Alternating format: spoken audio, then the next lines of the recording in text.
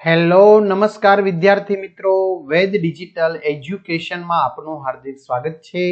આજે આપણે ધોરણ 4 વિષય પર્યાવરણ એટલે કે આસપાસ ચાલો યાદ કરીએ, જેની સ્વ અધ્યયન પોથીનું 100% ટાઈપિંગ સાથે સરસ મજાનું સોલ્યુશન આપણે જોવાના છીએ।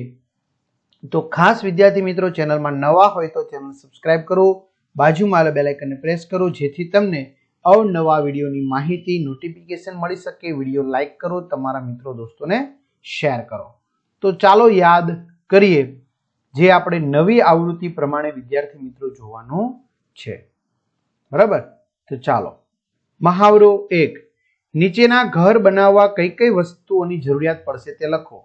તો ઝૂંપડી છે, વાંસ, દોરો, લાકડી, કેળાના પાન વગેરે।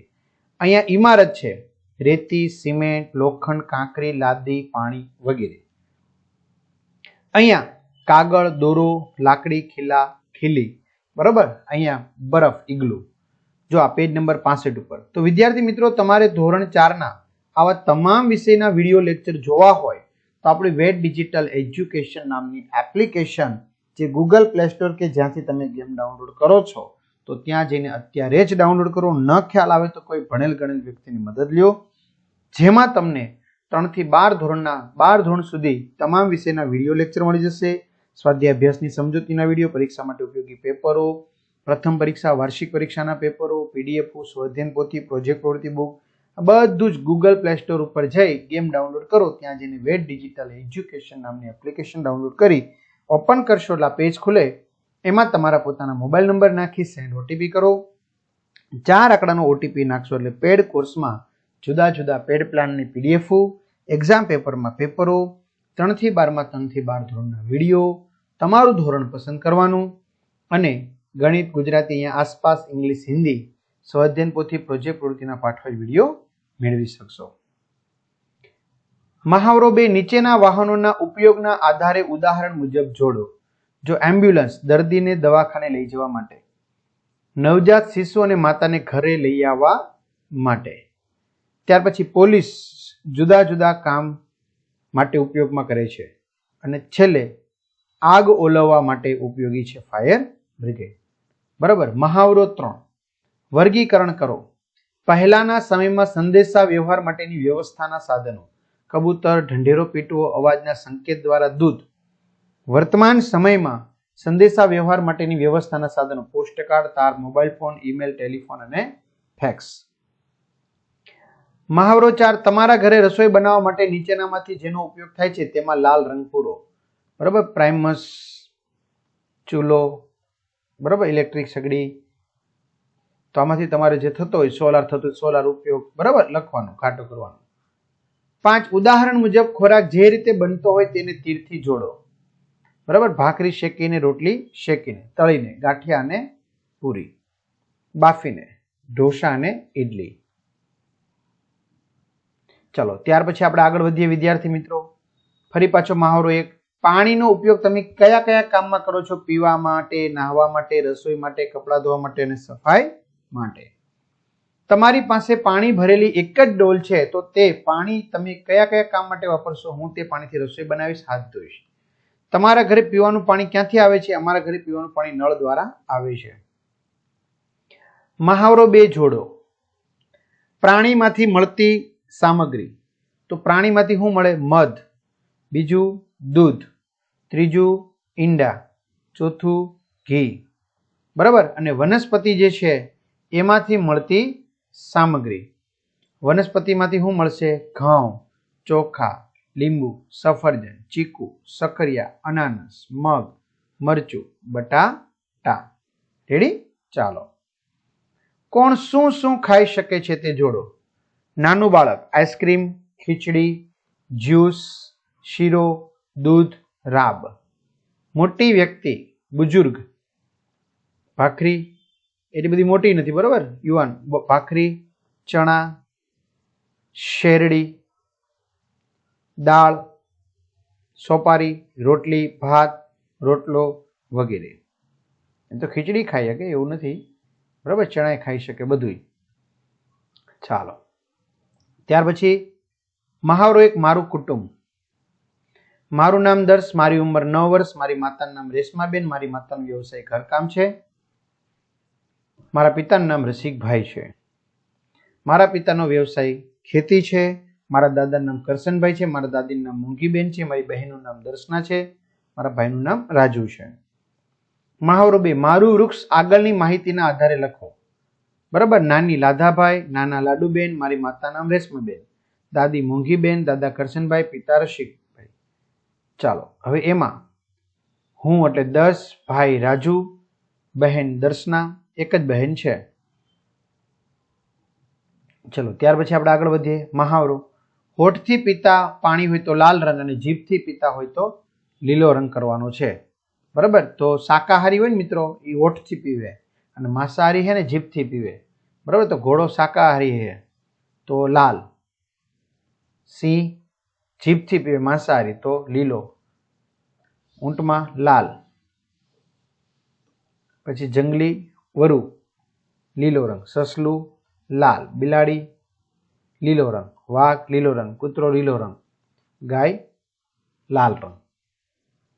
અલગ પડતું હોય તેના પર રાઉન્ડ કરો. હાથી, દેડકો, કૂતરો, ઘોડો તો દેડકો, સિંહ, સાબર, ભેંસ, બળદ સિંહ, ગરોળી, સસલું, વંદો, કીડી સસલું, કોયલ, ચકલી, બકરી, માખી તો બકરી, અજગર, મગર, અળસિયું, સાપ અળસિયું, વાઘ, માછલી, કાચબો, મગર વાઘ. મહાવરો 3, વર્ગીકરણ કરો. જો 74 નંબરનું પેજ આવ્યા.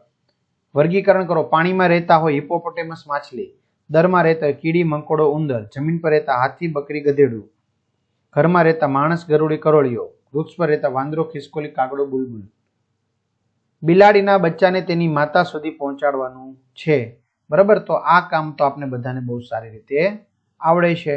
બરાબર, આ બિલાડી છે. બરાબર, તો એનું બચ્ચું જે છે એને ક્યાં પહોંચાડવાનું છે? એમની માતા સુધી. તો માતા સુધી પહોંચાડવામાં કંઈ છે નહીં. લ્યો પહોંચી ગયું માતા સુધી. એકદમ ઇઝી છે. શાકાહારી પ્રાણી હોય તો લીલો રંગ અને માંસાહારી હોય તો લાલ. શાકાહારી, શાકાહારી, માંસાહારી. હો ભાઈ, આપણે ભલે ઘરે કૂતરું પાળીએ, રોટલી નાખીએ, વાત અલગ છે, પણ ઘણા માંસાહારી કારણ કે જીભથી પાણી પીવે. શાકાહારી, શાકાહારી, માંસાહારી, શાકાહારી, શાકાહારી, માંસાહારી, શાકાહારી, માંસાહારી, માંસાહારી. લખો. આપેલા પ્રાણી કરતા કદમાં નાના અને મોટા પ્રાણીનું નામ લખો. નાનો અને મોટો. ચકલી કરતા નાનો દેડકો અને મોટો ઉંદર, ગાય કરતા નાનો કૂતરો અને મોટો હાથી, બિલાડી કરતા નાનું સસલું અને મોટો બળદ, મંકોડો કરતા નાની કીડી અને મોટો વંદો. ચલો ત્યાર પછી આપણે આગળ વધીએ વિદ્યાર્થી મિત્રો. બહુ ઇઝી છે. લખો. કયા દડાની કઈ તરફ કયો દડો આવેલો છે તે જવાબમાં લખો. કેસરી દડાની ડાબી બાજુ પીળો, લાલ દડાની આગળની તરફ પીળો, લાલ દડાની પાછળની તરફ વાદળી,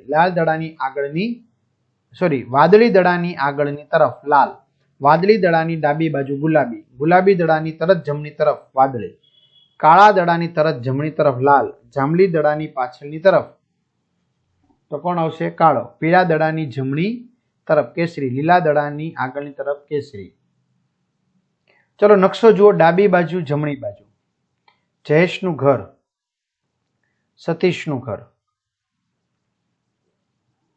ચલો જયેશ ઘરેથી શાળાએ જશે તો ડાબી તરફ શું આવશે? તળાવ અને હેન્ડપંપ, વૃક્ષ અને ડેરી. જમણી તરફ શું આવશે? કૂવો, સતીશનું ઘર, બસ સ્ટેશન, દવાખાનું. સતીશ ઘરેથી શાળાએ જશે તો જમણી તરફ આવશે બસ સ્ટેશન, ડાબી તરફ આવશે તળાવ, હેન્ડપંપ અને વૃક્ષ. ચલો આગળ વધીએ. મહાવરો 1. વાટકીમાં કેટલી ચમચી પાણી સમાશે? લોટામાં કેટલી ચમચી પાણી સમાશે? અને પ્યાલામાં કેટલી ચમચી પાણી સમાશે? તમારો અંદાજ. તો વાટકીમાં 40, લોટામાં 120, પ્યાલામાં 90. ખરેખર થયેલી સંખ્યા વાટકીમાં 45, લોટામાં 140 અને પ્યાલામાં 100. નીચેના સાધનોમાં પાણીના જથ્થાની સમાવવાની ક્ષમતાને આધારે તમારે નંબર આપવાના છે. પહેલા વાટકામાં સમાશે, એથી જાજુ મગમાં, એથી જાજુ લોટામાં, એથી જાજુ બોટલમાં, એથી જાજુ જગમાં, એથી જાજુ ડોલમાં, એથી જાજુ માટલામાં, એથી જાજુ કોની અંદર? ટાંકીમાં. લખો. પહેલા અંદાજ લગાવો, પછી માપ કરી લખો. તમારા વર્ગખંડની લંબાઈ વેત વડે માપો. 125, ખરેખર 135. તમારા વર્ગખંડથી કાર્યાલય સુધીના ડગલા 45, ખરેખર 40. તમારા વર્ગખંડથી પાણીની ટાંકી સુધીના ડગલા 75, ખરેખર 70. કમરથી પંજા સુધી વેતનું માપ 8, ખરેખર 10. તમારા વર્ગખંડના કાળા પાટિયાની વેતમાં લંબાઈ 10, પણ ખરેખર 12. તમારા વર્ગખંડના દરવાજાની પહોળાઈ વેતમાં 10, ખરેખર 12. તમારા વર્ગખંડમાં ટેબલની ઊંચાઈ વેતમાં 9, ખરેખર 8. તમારા વર્ગખંડની બારીની પહોળાઈ વેતમાં 19, ખરેખર 20. ચલો, નીચેની પરિસ્થિતિમાં તમે શું કરશો? કબૂતરને પાંખમાં દોરી વાગી છે, દોરી કાઢીને તેની સારવાર કરીશ. કૂતરો કૂવામાં પડી ગયો છે, તેને બહાર કાઢવા મોટા વડીલોને કહીશ. તમારા મિત્રની સાયકલ ચાવી ખોવાઈ ગઈ છે, ઘરેથી સાયકલની બીજી ચાવી લાવીશું. ગાયનો પગ ભાંગી ગયો છે, તેની પશુ ડોક્ટર પાસે સારવાર કરાવીશ. પ્રજ્ઞાચક્ષુ વ્યક્તિને રસ્તો ઓળંગી રહ્યો છે, હું તેને રસ્તો ઓળંગવામાં મદદ કરીશ.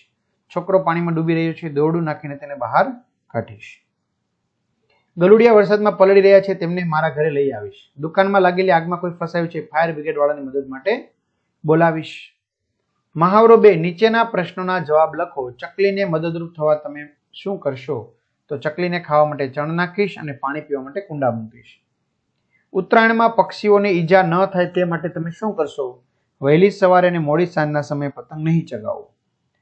ઉનાળાની ગરમીમાં પક્ષીઓ માટે તમે શું વ્યવસ્થા કરશો? ચણવા માટે દાણાની વ્યવસ્થા કરીશ, તેમજ પીવાના પાણીની વ્યવસ્થા કરીશ અને માળાઓ બનાવી લટકાવીશ. રોડ અકસ્માત થયો છે, એક વ્યક્તિ ઈજાગ્રસ્ત થઈ છે, તેને કઈ રીતે મદદરૂપ થશો? 108 નંબર પર ફોન કરીને બોલાવીશ, તેને દવાખાને પહોંચાડીશ અને સારવાર કરાવીશ.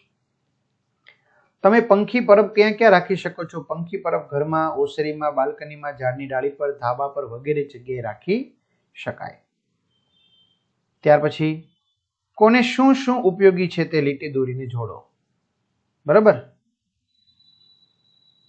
તો અહીંયા કોને શું શું ઉપયોગી છે એ આપણે લીટી દોરીને જોડ્યું છે. જો એ ભાઈ છે તો એને રહેવા માટે ઘર જરૂરી છે. બરાબર, ચિત્ર બરાબર દેખાતું નથી. જો ઘાસ છે તો એ પશુને જરૂરી છે. બરાબર, આવી રીતે.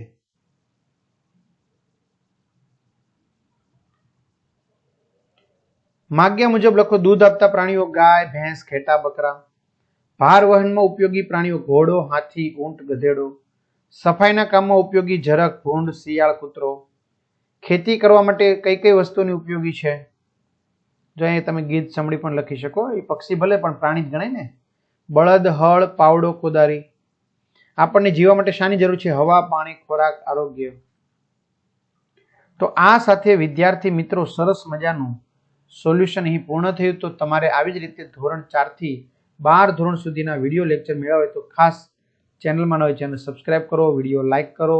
તમને વિડીયો કેવો લાગ્યો ચોક્કસથી કમેન્ટ કરો, એટલે અમે તમને મદદરૂપ થવા માટે વિડીયો બનાવતા રહીએ. અસ્તુ. જય હિન્દ, જય ભારત.